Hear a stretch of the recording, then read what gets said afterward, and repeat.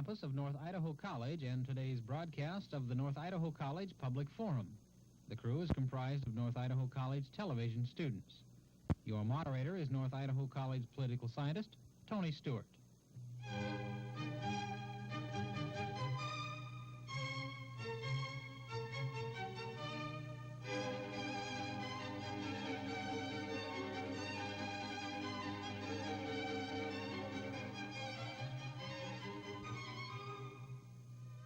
Good afternoon, ladies and gentlemen. I welcome you to the third in our 5-week series on the very important topic, the future of the United States. Will Orwell's 1984 be realized? As you know from the 2 previous weeks, that we have guests on campus that are discussing this topic in a very special way in a subtopic. Today's guest on our program is Professor Philip L. Bariano from the University of Washington in Seattle. He is a professor of social management of technology at that particular institution. He is an attorney, and he is a member of the board of directors for the American Civil Liberties Union. Dr. Bariano holds a B.S. degree from Cornell, a Doctor of Law from Columbia University, and an M.R.P. from Cornell. He teaches a number of courses that are indicated in this particular area that I have discussed, and he is an author of a book on technology and its social implications. I would like to point out to our viewers that that book is available in both our library and our bookstore. The topic that he's going to discuss with us today is technology and freedom. Does technology enhance human freedoms as that relates to our overall topic for this 5-week series? Professor Bariano, it's a pleasure to welcome you to our program. Thank you. I also wish to welcome to question our guest today, first of all, Richard Snyder in the Department of Anthropology at North Idaho College, Lou Reed, who is a regular panelist and did her graduate work at Columbia, and Rich Cook, who is a sophomore pre-law student at North Idaho College. I shall invite questions at this time from Richard Snyder. Dr. Bariano, what about technology and freedom?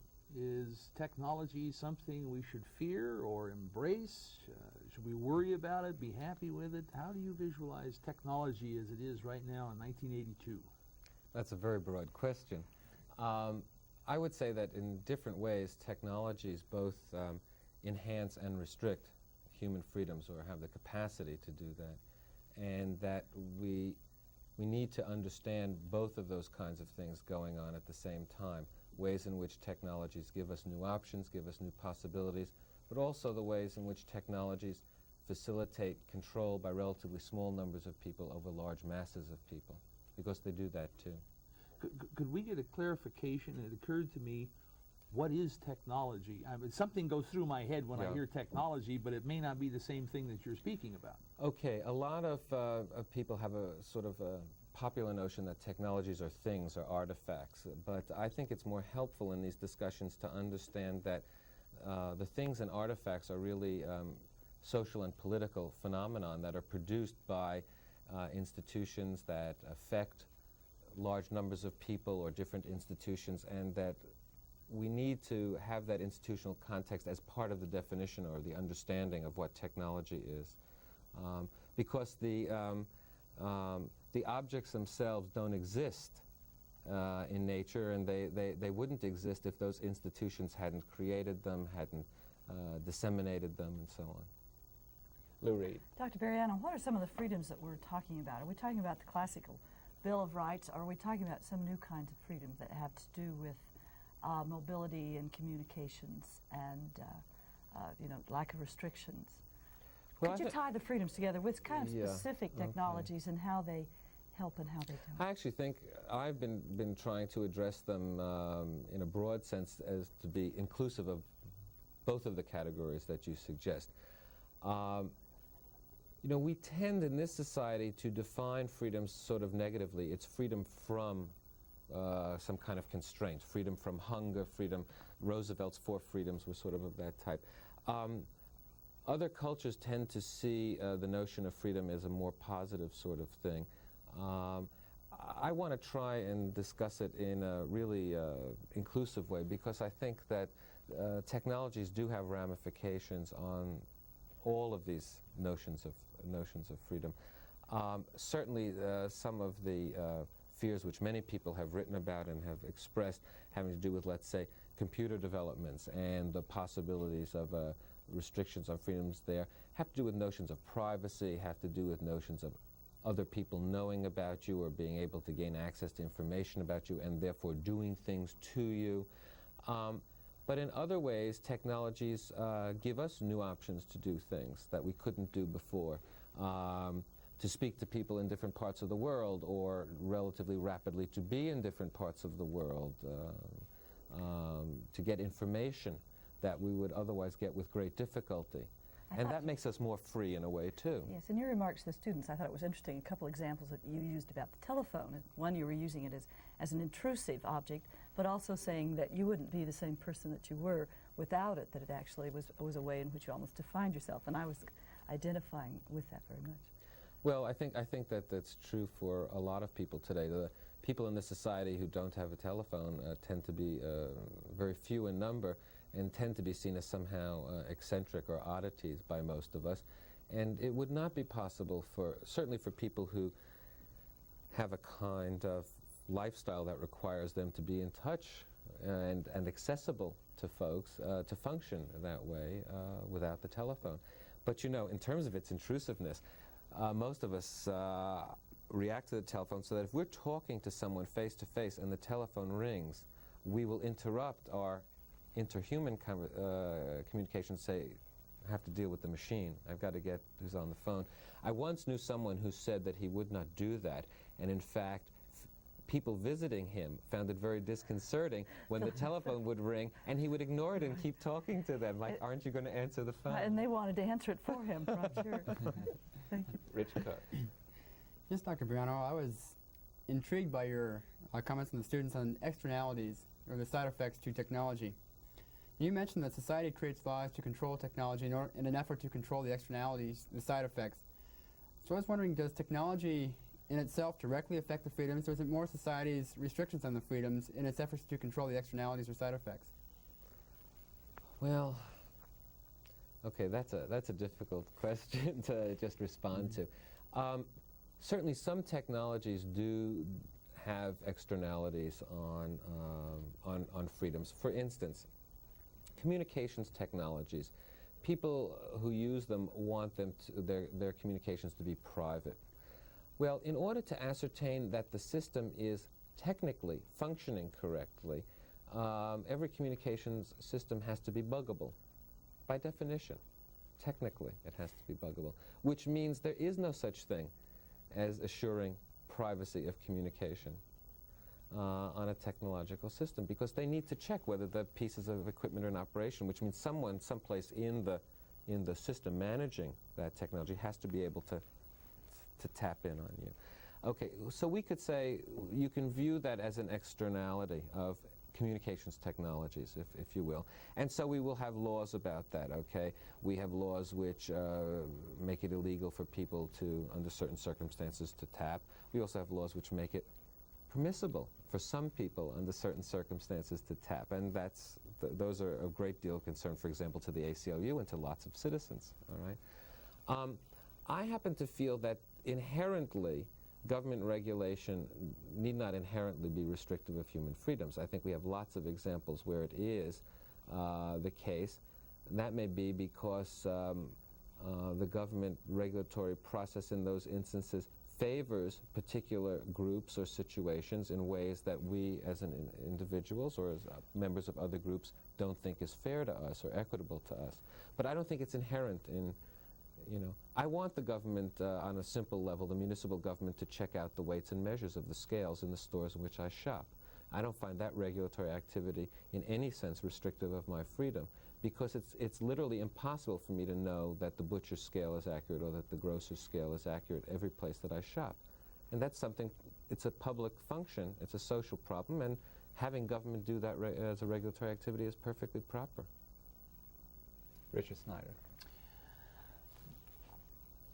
You mentioned in a public speech earlier today a quote from Louis Mumford, which was absolutely delightful. I just grinned from ear to ear listening to it.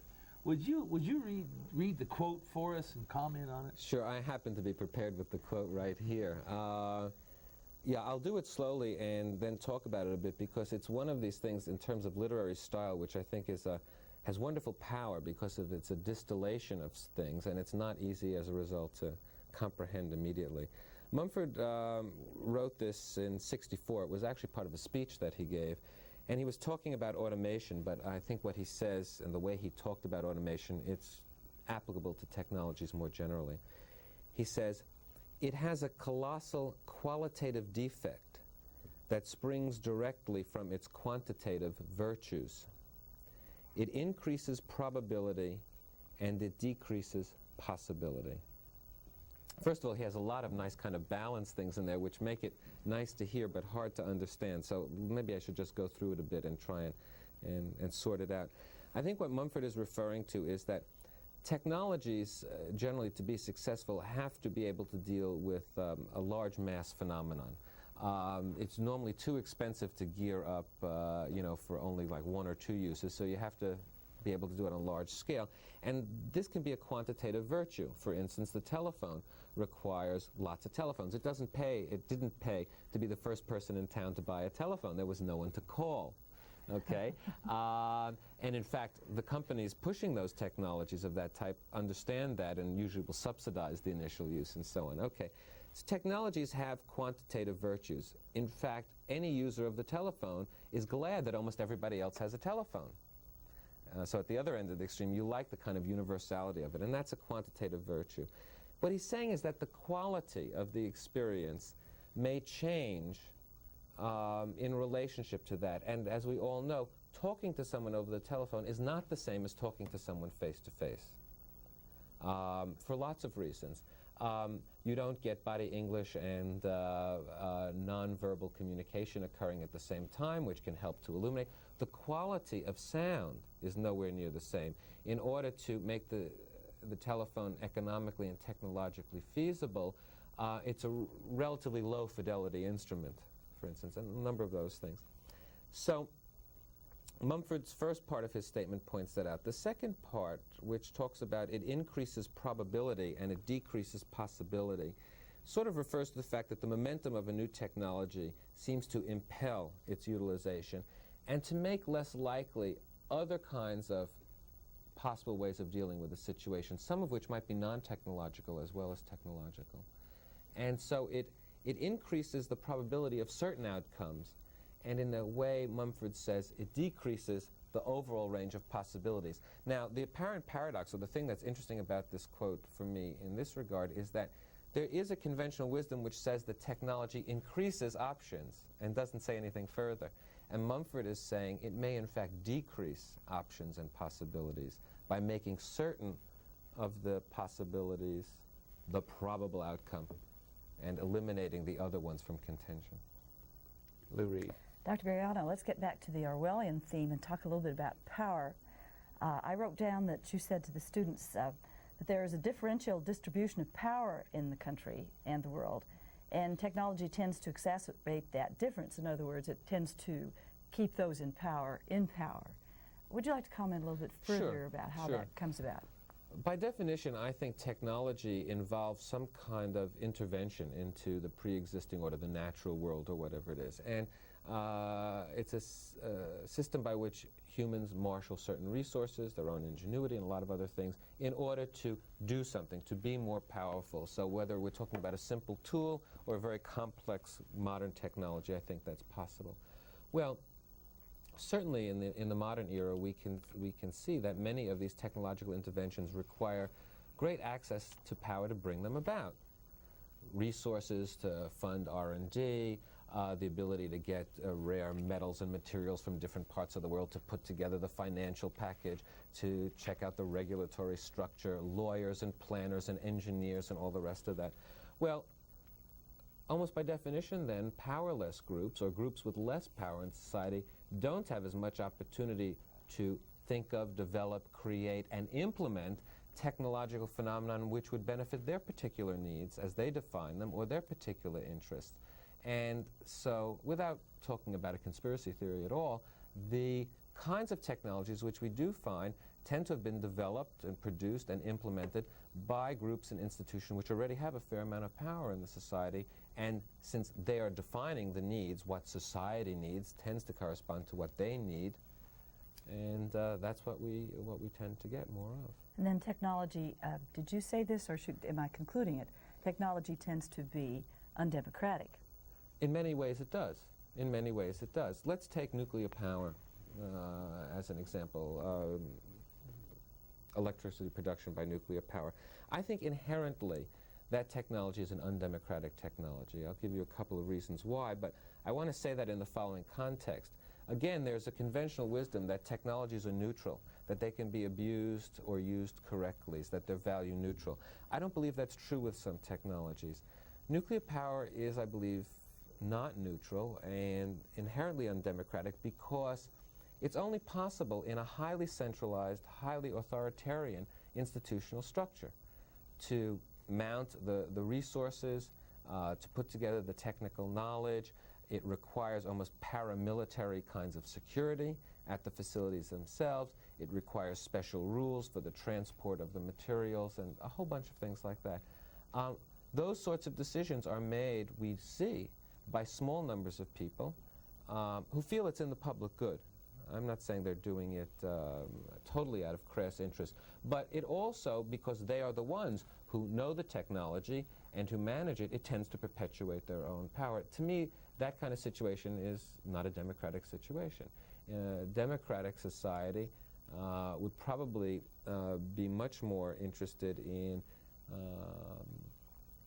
developing really more decentralized kinds of technologies where large numbers of people could be more intimately involved in making decisions about what kinds of energy sources they wanted for their definition of their needs, how to get access to them, control over them, over their design, their maintenance, and the like. And you do feel that there is a movement afoot, the Schumacher kind of small is beautiful, which really does promote a more democratic, more humane kind of technology? Yeah, I think that's its purpose, and I think we have many examples of some of that kind of stuff happening. Now, you know, from one perspective, that's still a relatively minor and peripheral activity in this culture, in this society. On the other hand, given its growth and the interest in it over the past couple of years, it certainly is, I think, a minor activity which is worth watching, and it happens to be one which I feel greatly sympathetic with and have been very much involved in many aspects of it. We have some projects going in Seattle. Some of them are with city block grant funds along these lines, helping community groups do solar greenhouses and weatherization and a whole bunch of energy and other kinds of projects. The Federal Department of Energy had for 3 or 4 years running a program to try and give some support to these things. That's all been phased out by the current administration. They're giving more money to nuclear power, but not money to neighborhood efforts and community efforts for decentralized Or renewable. Or renewable sorts of things. For political reasons, I believe, by the way, I should say, not for technical reasons. For political reasons. Rich Cook. Yes, Dr. Brenner, our discussion on disparity among classes has brought to mind, for me at least, an interesting question. Whereas comparing the United States and Soviet Union, if the Soviet Union ever achieved a perfect Marxist society where you had no classes, are you suggesting then that technology would be less dangerous in the Soviet Union than perhaps in America under its democracy? The likelihood of the Soviet Union having a classless society is no greater or no less than the likelihood of the United States having a classless society. I don't feel that because the Soviet Union styles itself communist or socialist, that in fact it really is. So I'm not going to, and I'm not an authority on Soviet political economy, so I'll generalize from your question a little bit and talk about, which I think is behind your question, whether I think that a true socialist society by its own ideology would deal with technologies in a different fashion from the way that our society does, if that's your question. Yes. Okay. I would say yes. I would even go beyond that and say there are other political ideas such as anarchism, which clearly would deal with technologies in a different sort of way, and in fact provide a greater contrast to a capitalist society than a socialist one would on this issue. socialism, after all, was developed, as Marx called it. He was concerned with scientific socialism, not with utopian socialism, which came out of just, good ideas. He had good ideas, he thought, plus a scientific background, a materialist background. And as a result, traditionally, Marxism tends to be pretty pro-high-tech. The Mitterrand government in France, for example, has never expressed any indication, either before it came to power and now that it's in government, of finding the nuclear power program in France at all suspect or wanting to modify that in any substantial way. Now, anarchism as a political philosophy puts much greater reliance on small groups, neighborhoods, individuals, affinity groups, natural collectivities, and so on, and therefore would deal with technologies by asking that question directly, sort of along the line of the earlier discussion that we were just having. Technologies which would favor the empowerment of individuals and small groups generally would be favored over technologies which just empower a small elite and disempower large numbers of people. And so I think that, to generalize a little bit furthermore on your question, yes, political philosophies and attitudes currently do affect, and in the future would affect technological developments, because, as I've said before, I believe that technology is a social and political phenomenon. It's not some kind of abstract, off-to-a-side scientific phenomenon which doesn't come out of our general culture. Our science comes out of our politics, it comes out of our culture, it comes out of our social relations. I would like to follow up on Rich's question to some extent. In our thesis that we have for this week of this symposium, you have a copy, and you will note that we are talking about the intellectual, technocratic elite in any industrial society. And even in societies that are less industrial, I have noted that when a revolution takes place, I'm thinking of some countries in Africa and Latin America, when the so-called technical elite leave the country and go back to the British Empire or wherever, there is a somewhat of a collapse of the system as it exists at that time. My question is, does this mean that we have become so dependent upon this particular elite to provide us certain technology and a certain lifestyle that we will not be able to make some of the decisions in the future as a populace that we once did? Or secondly, has that changed the value system in such a way that democracy must take on a different definition in the future? Well, even the French, to use that example with the election of Mitterrand, were a little concerned about that possibility occurring. And France is not a backwater in terms of technologies.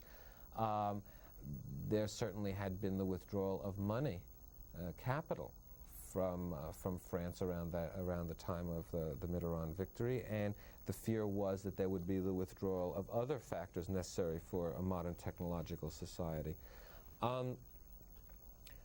The problem is, this is a very general answer to what is a very important issue.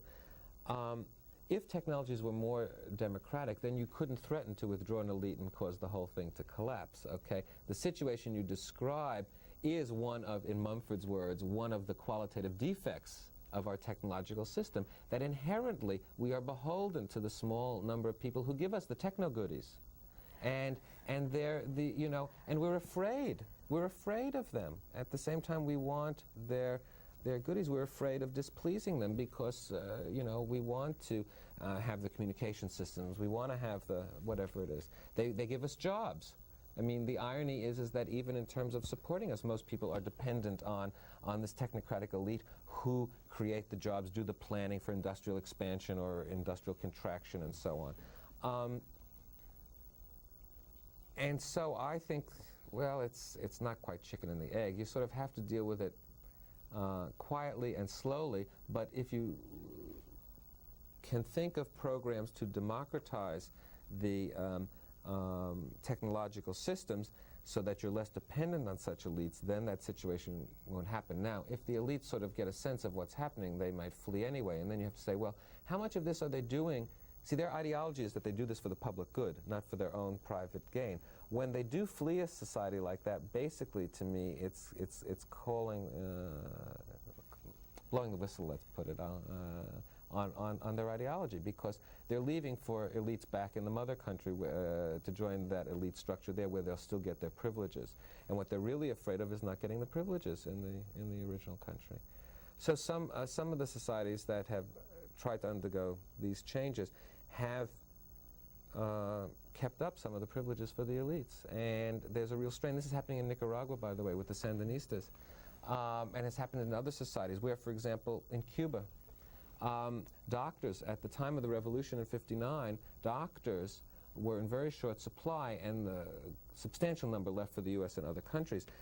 They, despite an overall attempt in that society to equalize out pay levels, had intentionally higher differentials of pay for doctors to keep them there. Now the situation in Cuba is such that there are plenty of doctors. In fact, they do medical training for lots of third world countries, as you may know, and the need to maintain that differential is not the same. But so they tried. Actually, that's an example of the situation I was suggesting more generally. I'm reading into what you're saying, that the technical elite are so important to society that they can survive almost any political system. No, they can't. They still have to have a place to run to. You know, I mean, when the people left, let's say, Angola to go back to Portugal and so forth, they did that because they felt something still good for them. Now, they couldn't have all the servants that they had and things like that, and that was a real problem for them, but they still felt they'd be better off on a very individualistic level.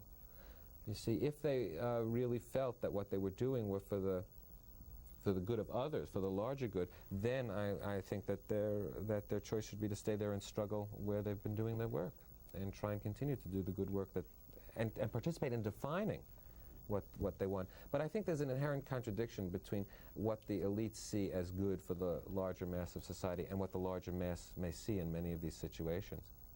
So the problem would not go away easily. Richard Snyder, we have about 90 seconds. Dr. Bariano, you have indicated elsewhere that Americans may be surrendering some of their freedom to gain more personal security. Do you still feel that way? And if so, what does it have to do with technology? Well, I think that Dostoevsky's image of the Grand Inquisitor is really a good one for the technological situation, that technologies in many sense will provide us security at the cost, if you will, of some sense of liberty or freedom. And you may remember that Dostoevsky said through the Grand Inquisitor that basically people will opt for security at the expense of freedom, that security is that important to people. I'm sorry to interrupt, but we're out of time. And Dr. Bariano, thank you so much. You've been extremely informative, and we appreciate it very much. Thank you for having me here. Ladies and gentlemen, our guest has been from the University of Washington, Dr. Bariano, Professor Philip Bariano, and we've been discussing technology and freedom. I hope you'll be with us again next week when we will continue in the fourth of this series. Please have a good week. I am Tony Stewart.